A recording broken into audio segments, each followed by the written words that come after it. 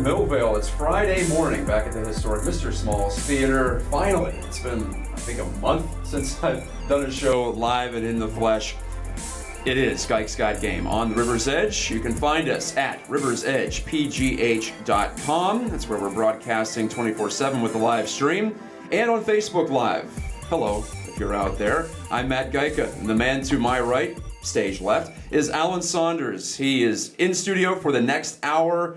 I have him commandeered for the next, well, let's see, as long as we can talk about Pittsburgh Hockey and other topics as well. You know him as the proprietor and owner of Pittsburgh Hockey Digest, which you can find, easy URL, berghockey.com. I like that you have that shortened name. That does make it much easier.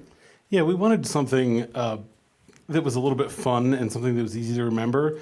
But then I also wanted a name that when I approach out-of-town entities, it sounds more formal. Yeah, it sounds a little bit more formal. So we kind of split the difference. The name of the site is Pittsburgh Hockey Digest, but we use the Berg Hockey hashtag on Twitter, and the URL is berghockey.com. Yeah, you're trying to make the Berg Hockey hashtag a thing. I think it's starting to take off. People are using it. A couple, not very many. Okay, mostly us, but it's cool. I like it. We'll use it even if we're the only ones using it. Right, you just make it happen, and you're trying to make a thing happen. You got to push, and eventually you get over that tipping point. So later in this hour, we'll have my final number, which actually relates to the hockey team here in town that most of you know about, the Penguins. But I want this hour to be more about non-Penguins Pittsburgh hockey, and there has been such an uprising in the popularity of the Penguins, but Alan and I, we both have vested interests. We both love the sport in and of itself. So there are levels below the Penguins, believe me, if you're not familiar with that. And if you aren't, then go to berghockey.com, where you've expanded your coverage even from last year. I know you've added junior hockey in addition to high school hockey. You have high-level midget hockey as well, which for those who don't know is the level below juniors, if you will. So Penn's Elite program up in Cranberry. You have Robert Morris still as keying your coverage, and also features as well, people connected with the local scene. So how much of an expansion is this for your website, and how many more staffers do you have too? Because I know you expanded that.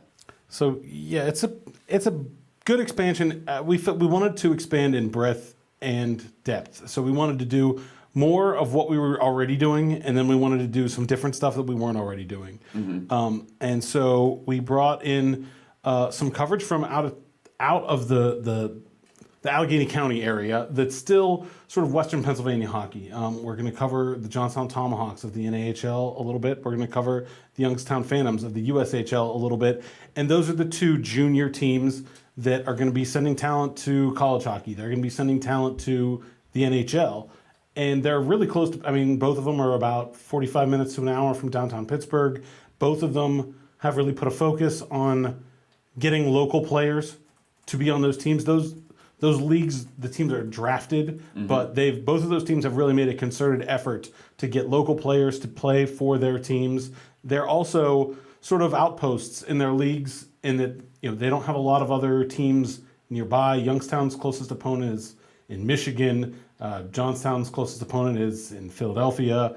And so they sort of have hegemony over Western Pennsylvania players as calling them sort of their own. And so we kind of took that as, if we're paying attention to all these players when they're in high school and when they're in midget major, and then we're going to keep paying attention to these players when they get to college, it sort of doesn't make sense to stop paying attention in the in-between just because there's no team in Pittsburgh that is at that level. Yeah, Johnstown is you said the NAHL, which is Tier 2 of junior hockey in America, and then Youngstown is Tier 1. And Youngstown is owned by Troy Loney, former Penguin, and his wife, Afka. They both run the operations up there. So there is more of a Pittsburgh connection than just geographic, too, with them. Oh, and the Penguins are really involved with both of the teams, actually. The Penguins helped Youngstown host the USHL Fall Classic this year for the second straight year. The Penguins have very reliably sent players out to Johnstown for events. They brought the Stanley Cup last year. I think they're going to try to do it again. Paul Coffey is going to be out in Johnstown to drop the puck for their home opener this Saturday. And so, it's the Penguins are part of the hockey community in a big way here, and it kind of trickles down to all levels. with regards to the college hockey and your primary focus, your I think sole focus, right, would be Robert Morris, right? You don't really go outside of that. You have you done some Penn State stuff as well? Just when it pertains to local players. Yeah, Penn State has okay. 3 kids from Western Pennsylvania on their team right now. Good to hear. And one on the Penn State women's team as well, who was a Penn's Elite product. But yeah, we pay attention to them a little bit. Maybe we'll do a little bit more going forward, but for the most part, it's Robert Morris. And sort of the same thing with Mercyhurst. They have about 3 or 4 local players. And since we cover the PIHL and Erie Cathedral Prep is in the PIHL, we pay a little bit more attention, I'd say, to Erie direction than we would to Penn State because their local players are in a different league at the high school level, and so we're not with them from the very beginning, as it were.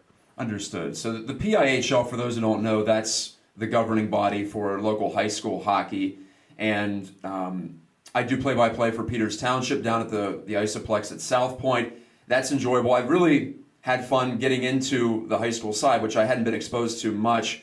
I'm from West Virginia, so we didn't have a high school team, and I was always envious of my friends from up here who did have teams. And what's your sense on that scene and how it is growing and changing? And you've been in the area for what? How many decades? You grew up here, so yeah. You're familiar with that. How has that scene changed on the high school side?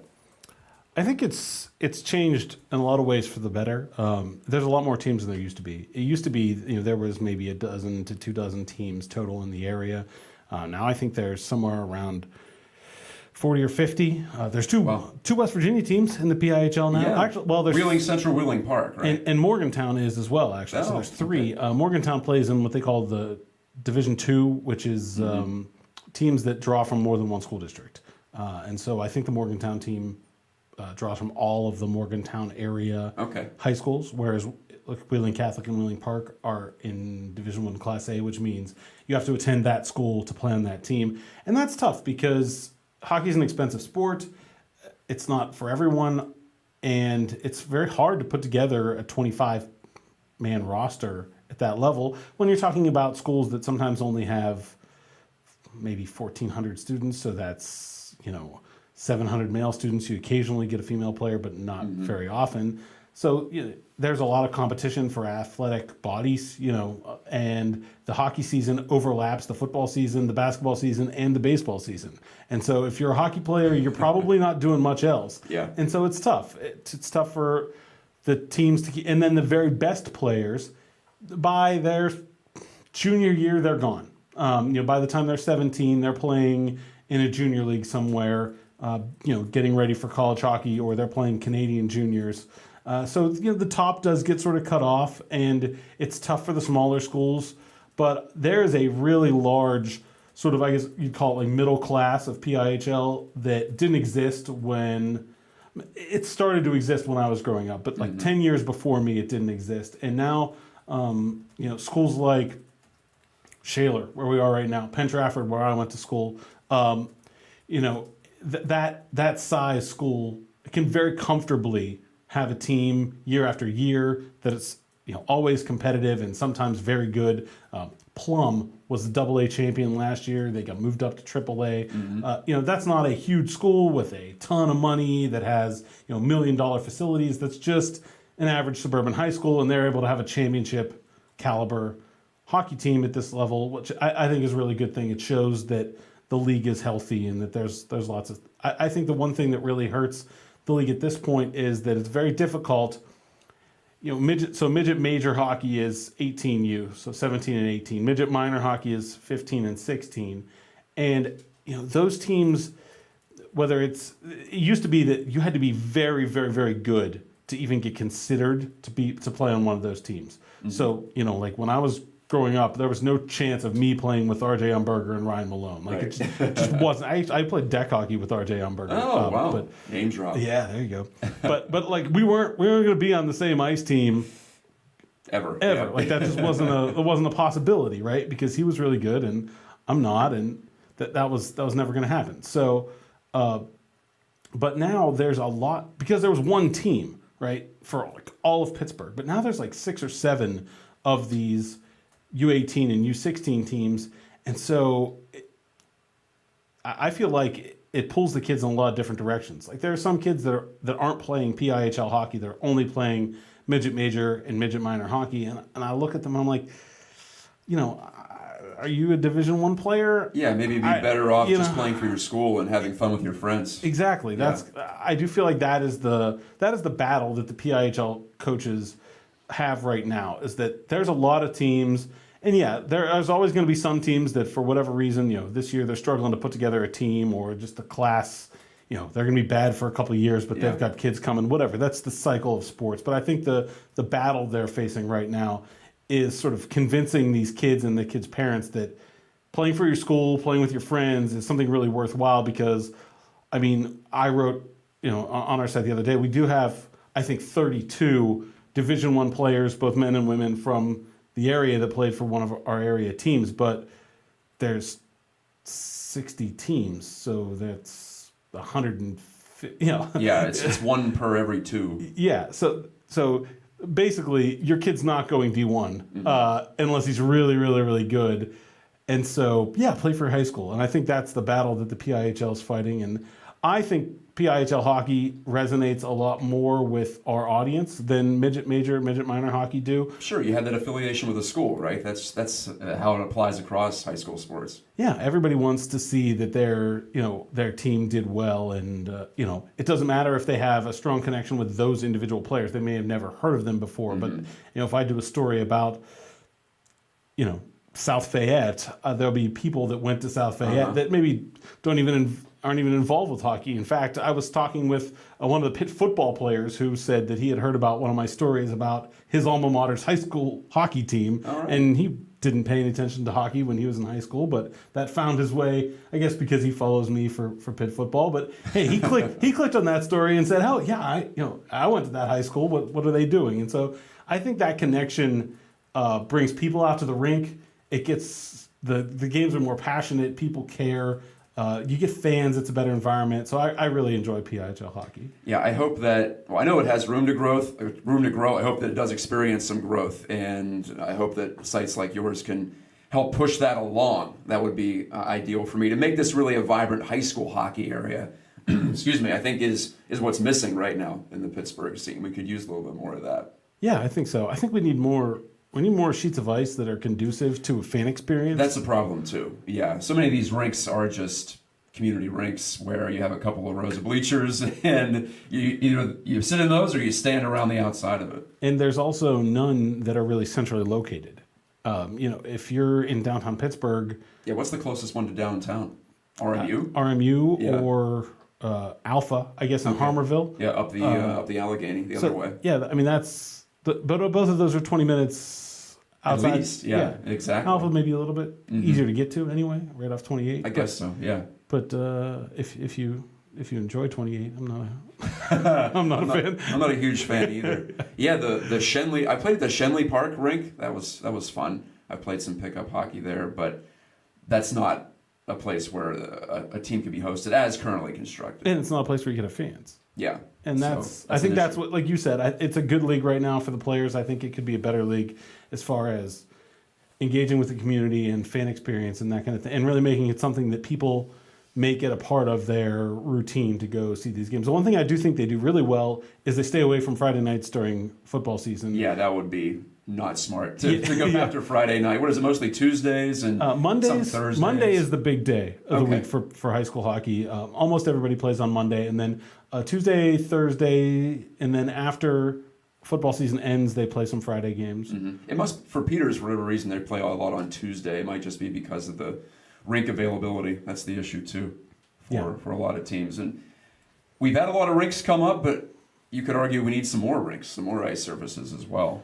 Well, it seems like every time you gain 3, you lose 2. Yeah, the airport just closed. What else closed recently? Bethel Park closed one of its sheets. Okay. I know Mount Lebanon has been having some issues with its ice production too, so that had been out of commission for a little bit. Meadville just had to cancel a game last week. I don't know. Oh, is that right? That was. Okay. I don't have any inside info as to why, but it was some sort of technical issue. Yeah, they're. Hey, ice is expensive. Ice plants are expensive to maintain, and they're difficult sometimes.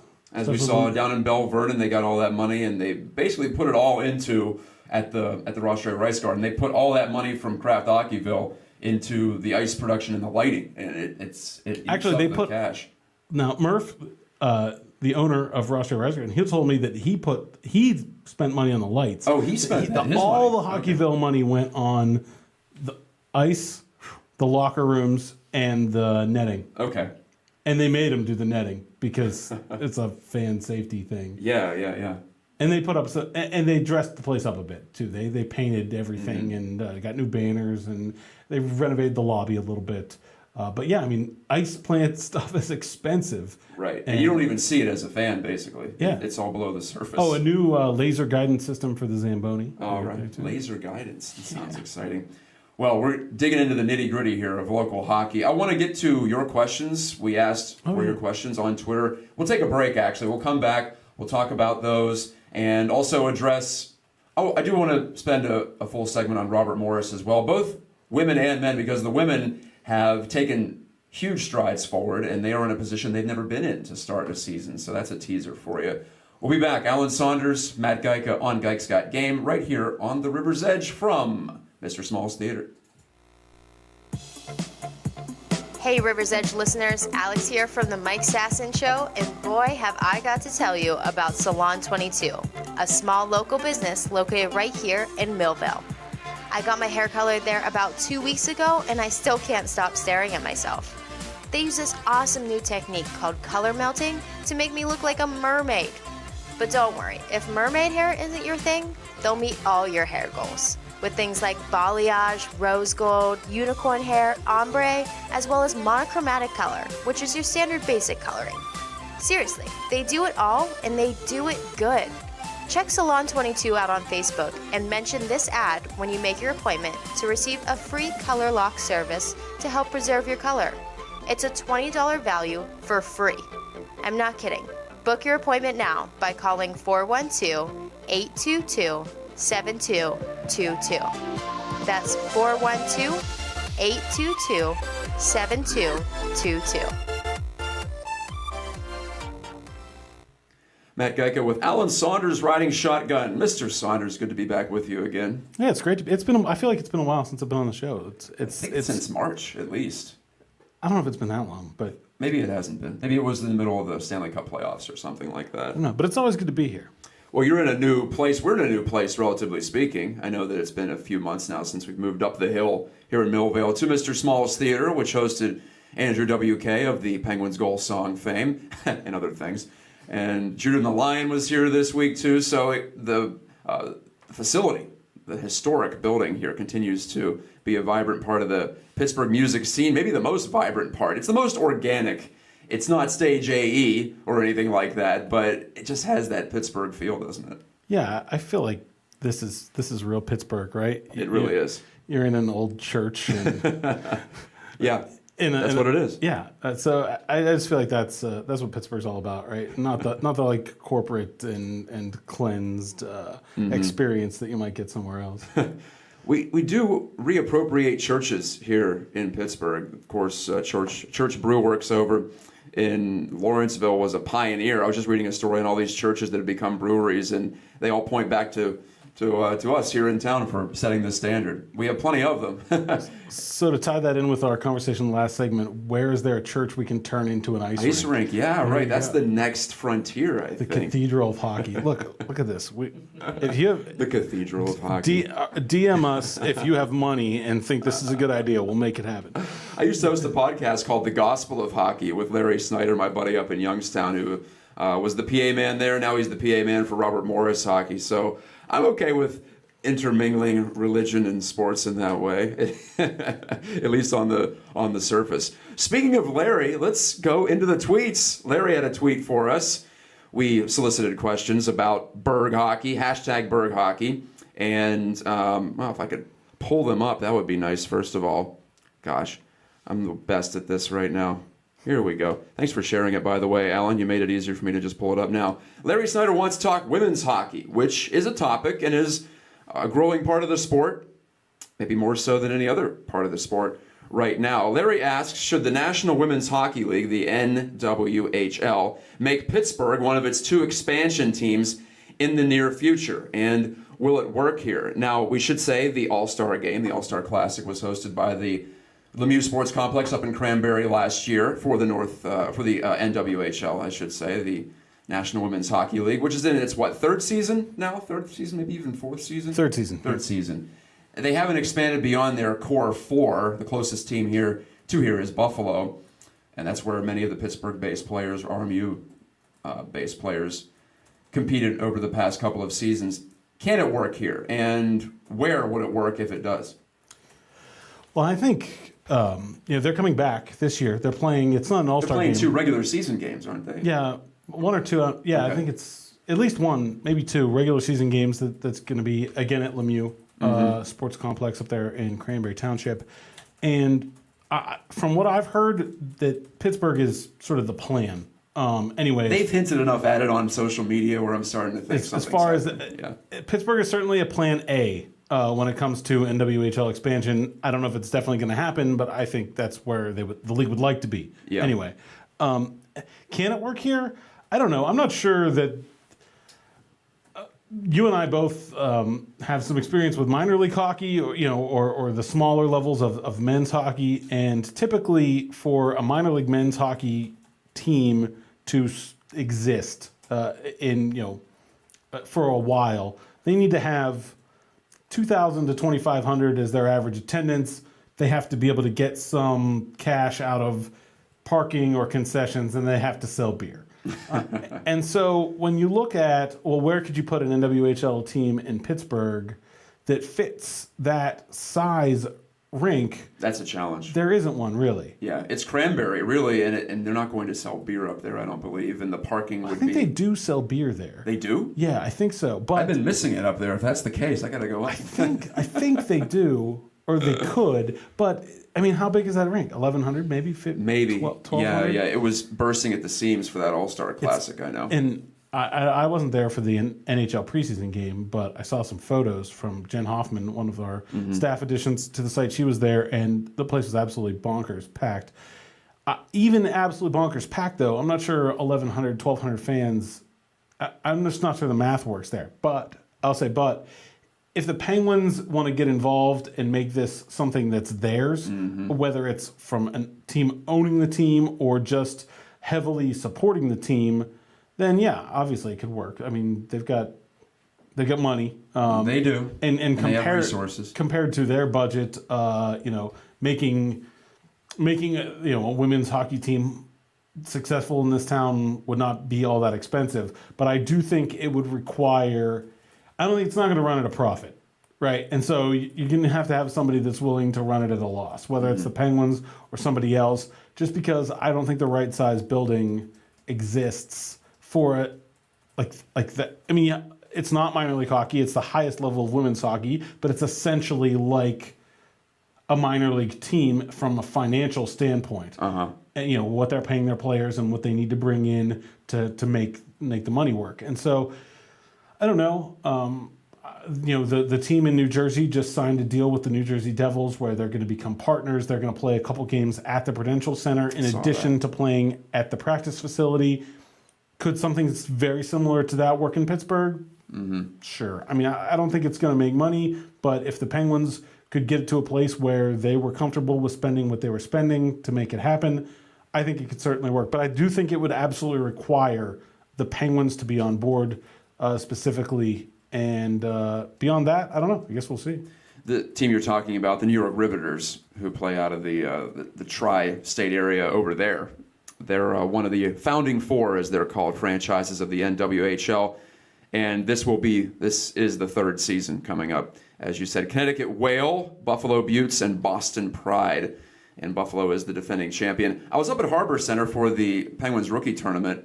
Love the building. I think my God. That's what you want, right? Well, as I see both of the Terry Pagula paid for buildings, both the Harbor Center. Yeah, Terry, hey, you have some more money? And Pagula Ice Arena in Penn State. It reinforces my belief that with an unlimited budget, you can make a really, really, really nice hockey building. Yes. God, that would be. I think the Harbor Center is even nicer than Pagula. It's a lot smaller, obviously. But for its purpose, though, it's really good. Gorgeous. It's absolutely beautiful. But I also, I guess, kind of on the same topic, I feel like the Penguins kind of missed the boat a little bit with their practice facility. I think it's too far from town. It doesn't seat enough people to do fun things like host the USHL Fall Classic. They wanted, they missed out on a World Junior bid because they don't have a suitable second rink. Yeah, you'd have to go to Erie, right? Erie, Johnstown, or Wheeling. Oof. Yeah, I mean, none of those are really convenient. And if that rink had been 2,500 seats and it had been closer to the city than Cranberry, I think it would be a real asset for the hockey community and the ability to not just the ability to host things like that, but to draw interest in things like hosting an NWHL team or bringing the USHL in or a top prospects game and one-off college hockey games like Robert Morris, Ohio State. They're going to play that on the island. Well, if there was a 2,500 seat arena, I'm sure Robert Morris and Ohio State could put a good-sized dent in that. Yeah, they could work that out. I've thought the same thing. Since I've been to Harbor Center and then I go down out to Cranberry, and I think they could have made this more spectator-oriented. They could have made it a little more marketing friendly. As it is, it's a fine facility, of course, but it's great for opportunity. It's great for the Penguins. They want to be up there. It's good for youth hockey too. It's a really nice building for them. But as far as like the kind of hockey we're talking about, it kind of missed the mark as to what that mid-level. Yeah. So, all right, thanks Larry for the question, and I'm with you on that. I think that if the Penguins want to make it happen, it'll happen, and it is one regular season game in addition to a girls tournament that is coming to the Lemieux Sports Complex. That'll be January 14th. And there's also a girls hockey tournament over Thanksgiving, since that the Pens Elite team hosts. Okay, so thanks Larry for that one. Moving on to our good friend Dan Yost of Robert Morris and Steel Army fame, the Riverhound Supporters Group. He runs that show over there. Dan wants us to, he has several things.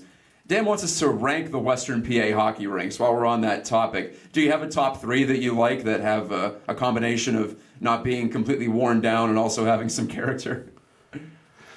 Oh, well, I love the War Memorial in Johnstown. All right. I mean, I think that's got to be... I've never been out there yet. Oh, man. I'm sorry to say. The press box is an experience unlike anything you've had anywhere else. You're overhanging, aren't you? So first of all, you climb up through the stands to get to the press box. Yep. And then you climb up a ladder to get from the top of the stands into the press box. And you hang out, so you're almost over the benches when you're in the press box.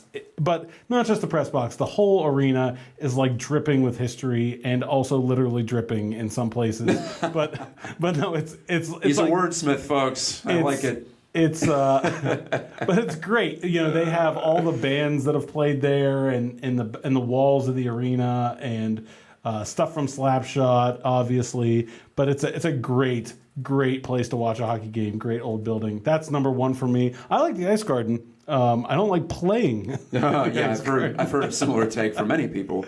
Our photographer at DK Pittsburgh Sports, Matt Sunday, played many hockey games out of Ross Draver. He said a similar thing. He feels very much nostalgia for the place, but he doesn't want to play there anytime soon. There's a reason he went up and played it in Canonsburg past a certain point when he was a kid. The Isoplex has that, hey, the Penguins used to practice here feel to it. I'm not sure it really has any other kind of draw. I play a lot of my pickup hockey at Robert Morris. It's probably the closest rink to me. I've been up at the Barrel one as well. I haven't been to as many. I do miss the airport. I liked Airport Ice Arena. That was always a good place to stop by, and it really served the western side of Pittsburgh. Yeah. As far as the other little rinks, I don't really have any favorites. Alpha's kind of nondescript out in Harborville. I feel like they're all kind of. It's to be honest, I get it in some of them, and I walk out of the rink and I walk into the lobby, and I'm not forget where you are. I was covering I don't remember Plum and up at Pittsburgh Ice Arena, which is in Lower Burrell, and I could have walked out of the first rink and walked in the lobby of like 4 different rinks, and I'm not sure I would have noticed which one I was in if it weren't for the color carpeting and the team names hanging on the walls. They're all basically the same. Yeah, the Isoplex is okay. I like the Ice Garden a lot. I think it's got the bar restaurant hanging over the one. That's the most rustic, I would say, right? Yeah, and it feels like a hockey rink that's like a more than just some place where there's 3 sheets of ice and popcorn vendor. I wonder if it's just the era in which most of these rinks were constructed. They were utilitarian. They were mostly the Lemieux rinks, if you will, after he came to town, and that expanded. We don't have what Boston has, or what I lived in Michigan too for a while. Most of those, not most of them, but a lot of those rinks are 3 and 4 generations old, so you have more history in that way. And for whatever reason, the ones built in the 80s and 90s, yeah, there's just not a lot to them. Anyway, thank you, Dan, for that. What else did Dan have? He had some other stuff. He had some weird ones, as you might expect from Dan. No offense. Why the pigs attached to the Zambonis at RMU? I never noticed that. I don't know. What is he talking about? I don't know. I'll be honest. During the period, I got a lot of going on when I'm covering a game. Yeah, during the intermission. Yeah, during the intermission. Yeah. So I don't. We're not watching the Zambonis go around in circles. And he also asks, drawing up plays on the glass at practice, jerk move. I've never seen anyone do that. Oh yeah, that happens a lot. I mean, if you clean it up, I think it's fine. Leaving it is the jerk move to me. Oh, yeah. I'm talking about, sorry, I was thinking about just like adult league stuff, but he's saying practice. Okay, yeah, that's fine. Heck, Herb Brooks made it famous in but clean up after yourself. Miracle. That's the big... you see it all the time. I think that's actually a pretty cool feature to hockey. Sticking at RMU, Andrew Wisniewski asks, what type of contract do you think Brady Ferguson, the leading returning scorer in NCAA Division I men's hockey, will sign after the college season? This is his senior year at Robert Morris. Brady, very handsy player, centerman, has impressed, has continued to get better as the years go by. Andrew wants to know, NHL? I don't think so. AHL or ECHL? I think the last two are the real the real options there for him. I guess I should point out that since we're talking about the additions to my site, Andrew is one of them. Yeah, that's right. He's writing for you. He's come on as a features writer, and so he's also the equipment manager for the women's hockey team. He is not anymore. Oh, he's moved on. Former. Okay. We brought him over from the other side. So yes, he's gone from equipment manager to features writer for Pittsburgh Hockey. The dark side. Yes. Okay. So Andrew's very tightly connected with the RMU community, so that type of question doesn't surprise me. What do you think Brady's upside is? Can he sell himself as being an AHL caliber guy coming out of college? I think for sure. Okay. To be honest, I think I don't want to say that an NHL contract is likely, but I think it's more feasible than it's been for any other Robert Morris player at this point. I was wrong. I mean, I've heard that there's legitimate NHL interest.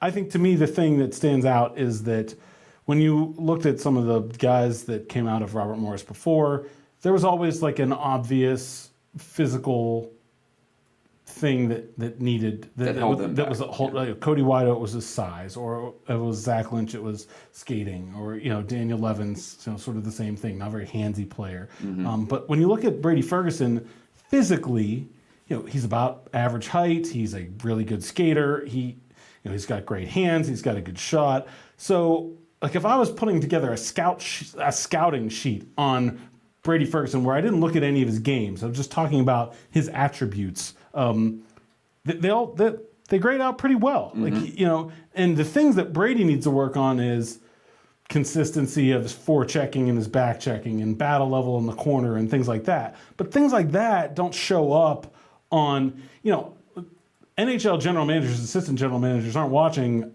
150 college hockey games. They're going to get a one paragraph scouting report on each of these guys. Yeah. And things like that don't show up when you can only give somebody the cliff notes. When you're giving somebody the cliff notes, it's how big is he?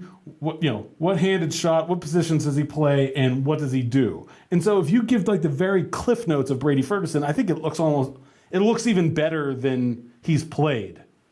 Whereas with, I think, some of the other Robert Morris guys, you had to sort of, you had to be convinced, right? Mm-hmm. Oh, well, this guy's 5'7". How's he any good? And then, oh, well, he is actually really good. And Cody has an AHL contract this year, and well deserved. Cody Whiteout, Cody Whiteout, yeah. I'm playing well for Wheeling again of the ECHL. But it took him.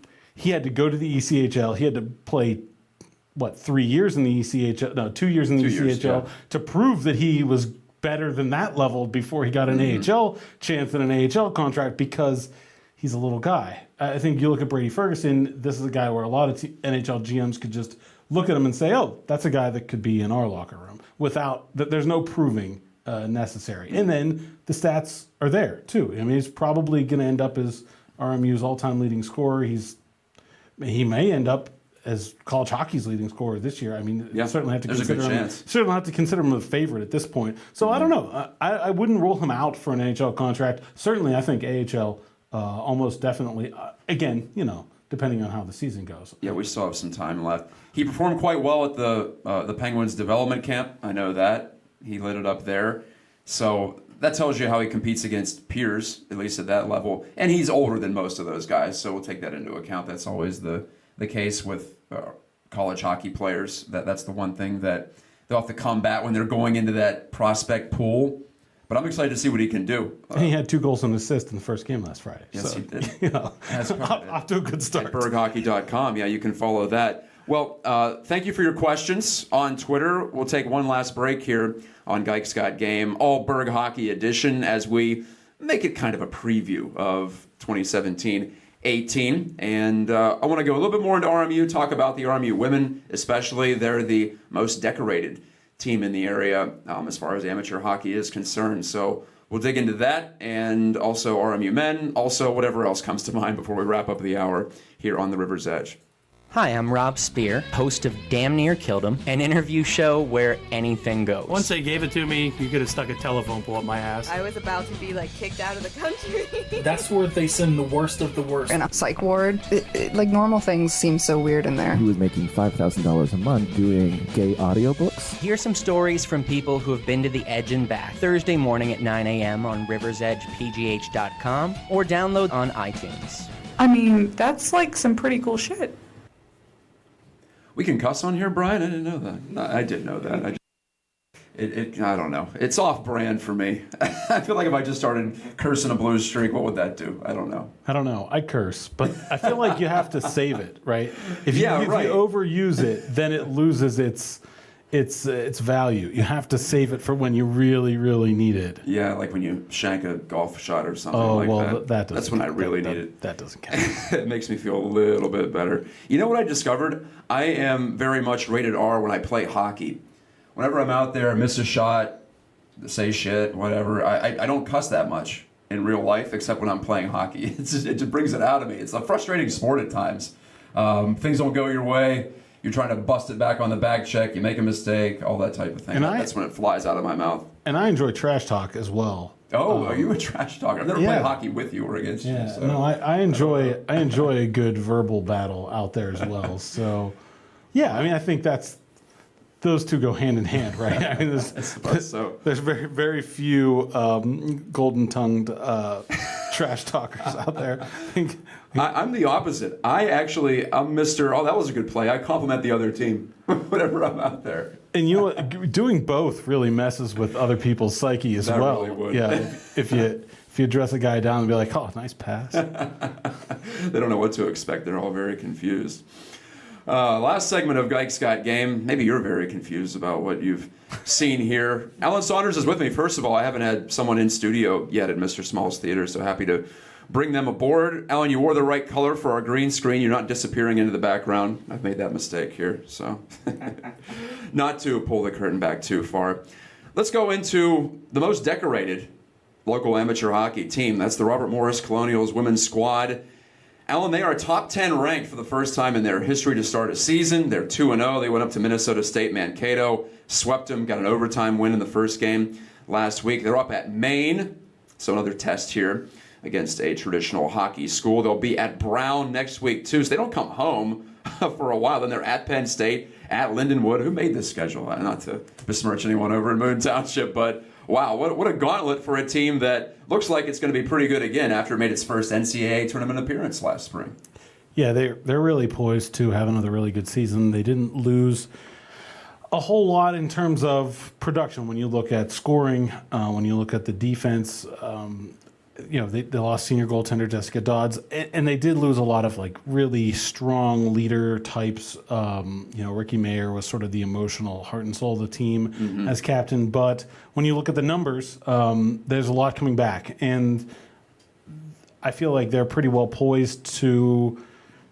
I don't know about take another step, but I feel like they're poised to really establish Robert Morris as sort of a national level talent team that if you win once and you make it to the tournament once, and you get blown out by Wisconsin, which is what happened last year, then maybe it's a fluke. If you do it a couple times, then it's not a fluke. That's a team that belongs to be there, that belongs in that sort of class, and can be expected to be there more often than not. And I feel like that's sort of what's at stake for the Robert Morris women this year, and they're off to a great start. Brittany Howard's an unbelievable player. She scored the overtime game winner, had a hat trick the next game. Yeah, fine start. What a wrist shot she has. I love watching her shoot the puck. It really stands out.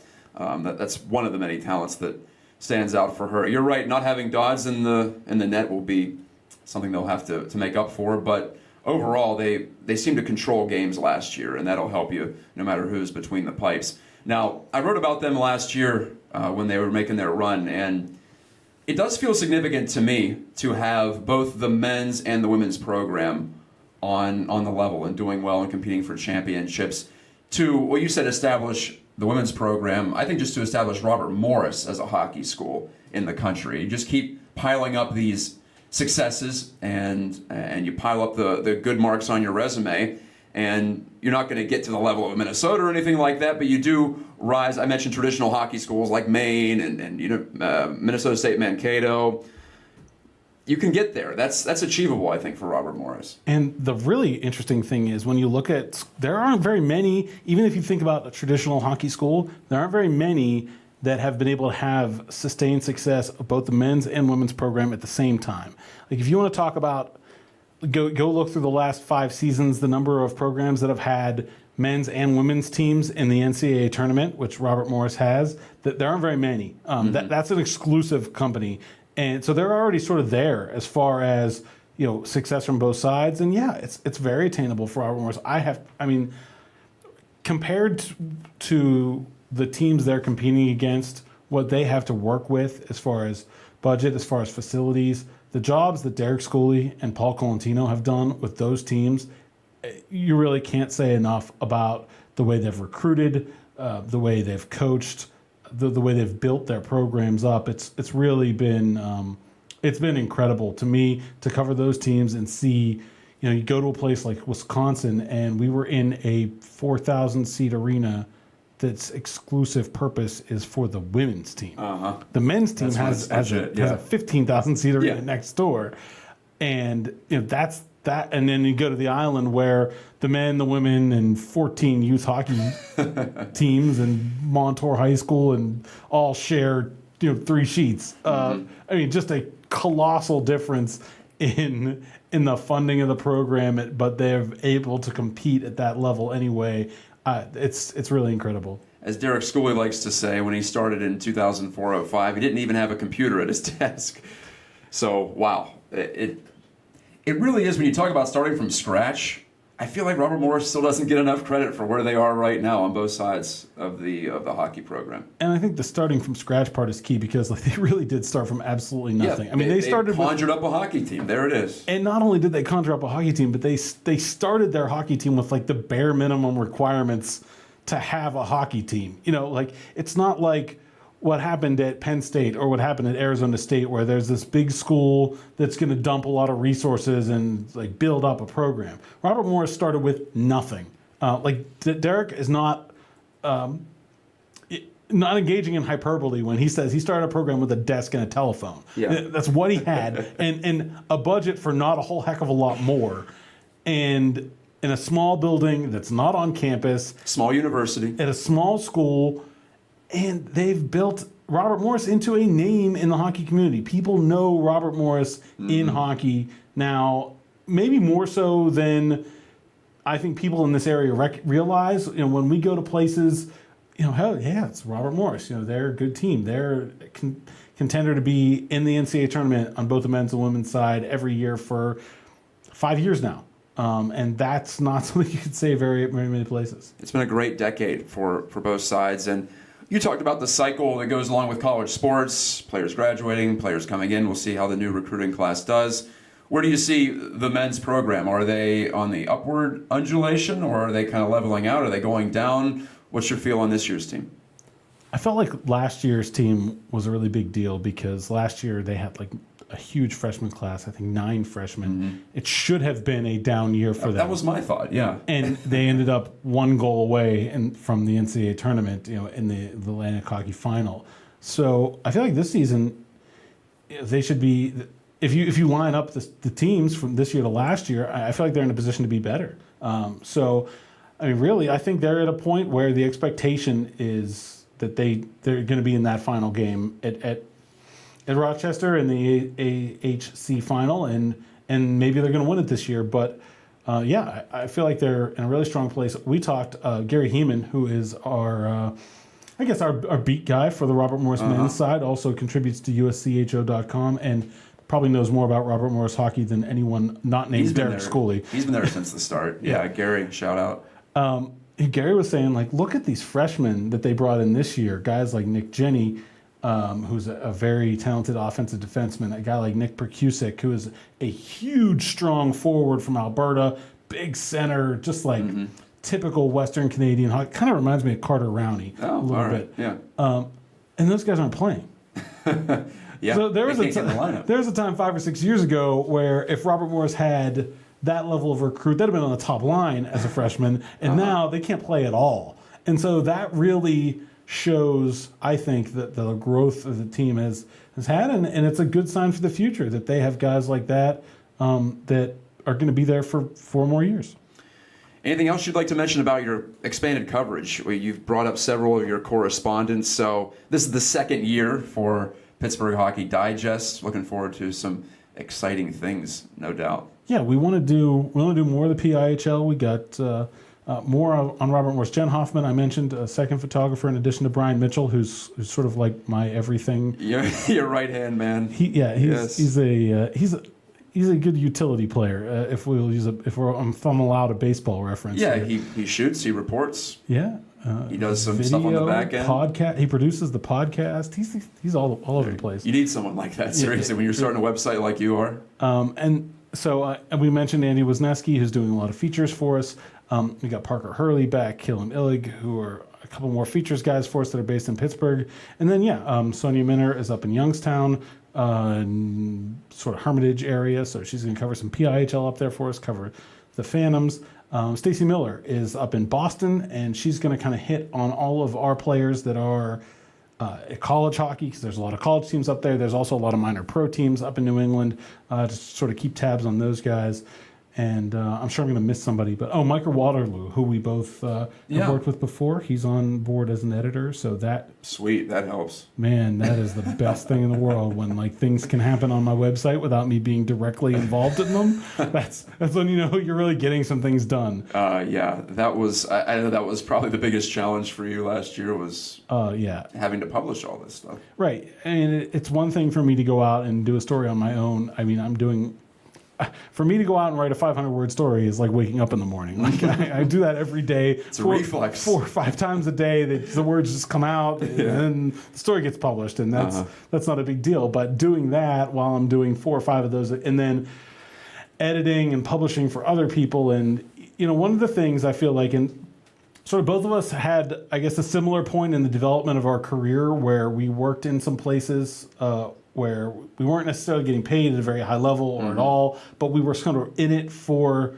the development, in it for passion, but to like gain experience as a writer and to do some things, get reps, sharpen. Yeah, sure. And I feel like one of the things that's really I wanted to do very badly with bringing people on is I want to be able to help people, further their careers, give them a platform to do some things they couldn't do before. Like we brought Jen Hoffman, and Jen Hoffman's a fantastic photographer, RMU grad. She's been shooting RMU hockey for, 4 or 5, since she's been at school, I think. Yeah.